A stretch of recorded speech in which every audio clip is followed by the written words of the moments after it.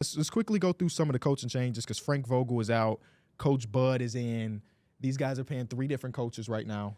A lot of money. That's why the coaching change is so crazy. Yeah. For real. Like, you still have to pay those dudes. And you just don't get to really solidify anything. I just think when you're constantly changing coaches, there's nothing really being solidified there. And you just keep running to the same thing. Coach Bud, he was with Milwaukee. It was questions around his name if he was the coach to get them over the hump. But he eventually did, but then he still got his ass fired right after that. So he had 1 year post that. Yeah, no, I'm saying, like, it wasn't he won and they fired him, but, like, he had another season and he still got fired. So, like, if he was the guy that they questioned for years, if he's the coach that can get them over the hump, what makes you think he's going to come into this organization and do anything different?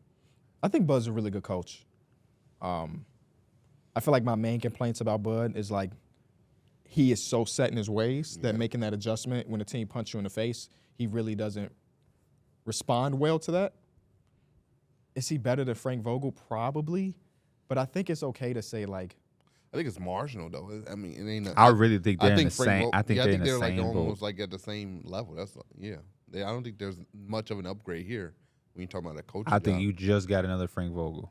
Essentially, they have differences about them, but the tier, I think you got the same type of thing. Good regular season coaching. They're gonna be good. The only thing have one championship. The only thing we have to say though is if he lost the locker room, even if you bring in somebody better, you just got to reset the locker room, and that's now what I was he can play off of what they were saying. Kevin Durant, like the way he was being played. Now you just don't do that shit. You know what I'm saying?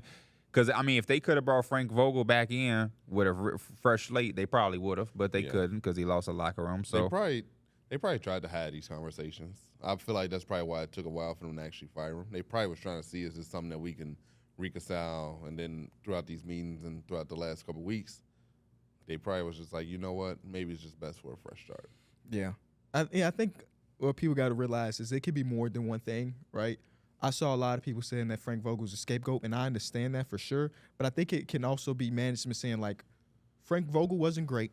He lost the locker room, but that's not the only thing that was wrong. Yeah. Like, there's still blame on Kevin. There's still blame on Devin. There's still blame on Brad. There's blame everywhere. James. But we can take, and James, the one thing we can control right here, right now, is this one domino, which is the coaching. The rest of the stuff, we'll see. I mean, Matt Ishbia said that the starting lineup is coming back regardless. That's not up to him, though. If KD say he want to be gone.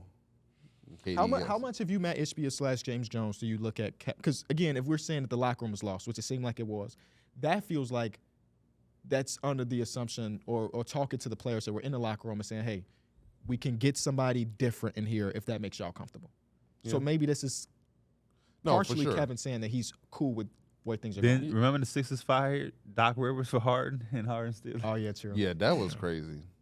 I guess Steve Nash got fired for Kevin and then – that's why when I did some shit about Jimmy Butler, like a video, and I was saying, like, you know, where's Jimmy Butler going to go? What's going to happen? And people was like, oh, man, his agent already came out and said this. They already said that.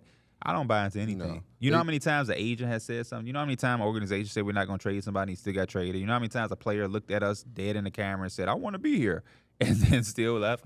I don't care.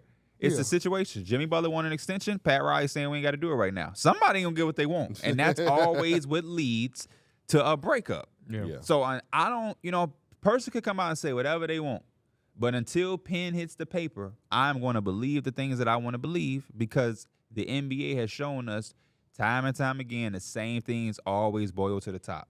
You always want this. I don't want to give you that. You're going to go to where you can get that. Yeah.